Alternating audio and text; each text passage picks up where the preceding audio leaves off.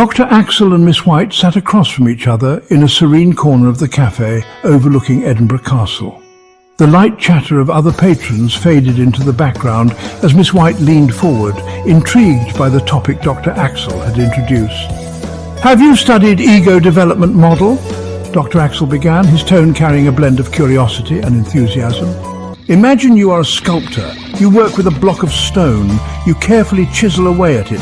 Your goal is to reveal the form hidden inside. This is like the process of ego development. We shape our sense of self over time. The ego development model helps us understand this process. It shows how our sense of self evolves. It highlights key stages in this journey. Each stage reflects a more complex understanding of ourselves and the world. The model is not about being better than others. It describes how we grow in our capacity for understanding. We become more aware of ourselves and our place in the world. This understanding can lead to greater empathy and compassion." Miss White smiled. "I've come across one, but I'd like to hear your perspective. It sounds like a natural complement to your model, doesn't it?" Dr. Axell nodded. "Indeed. The stages of ego development is a journey of increasing complexity, depth and integration. It resonates with my belief in human potential as a process of unfolding where each stage offers its own lessons and opportunities for growth." He paused, sketching a rough outline of a cuboctahedron on a napkin.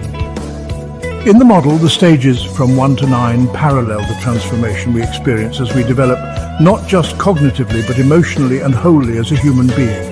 These shifts align well with the layers of human potential my model explores. Miss White examined the sketch. "Interesting. Ego development model emphasizes how the self relates to others and the world at each stage, doesn't it? From a self-centered perspective at the earlier stages to a more inclusive, holistic view at the later ones. How would you map that to the cuboctahedron?" Dr. Axell smiled. "That's the beauty of it. Imagine the vertices of the cuboctahedron representing different dimensions of self, purpose, relationships, achievements and so forth. As one progresses through the stages of ego development, the connections between these points deepen and strengthen. At the earlier stages, these vertices might feel disconnected or limited, but as we grow, they harmonize, creating a more balanced, integrated whole." Miss White leaned back, her gaze thoughtful. "So the basic stages might correspond to a fragmented or underdeveloped shape, while the later stages reflect a complete symmetrical form." "Precisely," Dr. Axell replied. "The last stage, for example, aligns with what I call the state of harmony in my model. It's where boundaries dissolve and one experiences a profound sense of connection with all aspects of life. The ego becomes not a constraint but a channel for something greater." Miss White's eyes sparkled with understanding. It's fascinating how her model offers a lens to understand not just individual growth, but societal evolution too. When I think of your model, it feels like a roadmap for integrating these stages practically. Dr. Axell nodded, a reflective smile on his face. "You're absolutely right. The two models complement each other beautifully. One offers the psychological depth, while the other provides a structural and symbolic framework for application.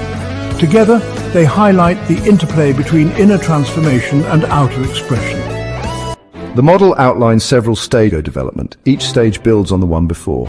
Early stages are marked by a focus on basic needs and desires. As we mature, our perspective broadens.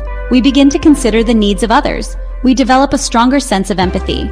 Our values and beliefs become more defined. We learn to navigate complex social situations more effectively. Later stages involve a deeper understanding of interconnectedness. We see ourselves as part of something larger. This could be family, community, or humanity as a whole. We develop a more nuanced moral compass.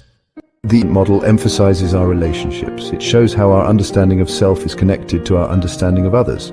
As we grow, our relationships become more complex. We learn to see different perspectives.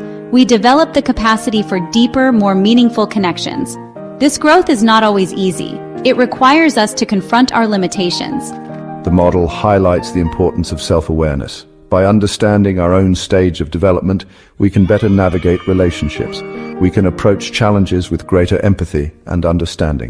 The conversation flowed into the evening, weaving together the human potential development stages and the cuboctahedron's elegant geometry. leaving both Dr. Axell and Miss White inspired by the possibilities of what could emerge when models of thought converge.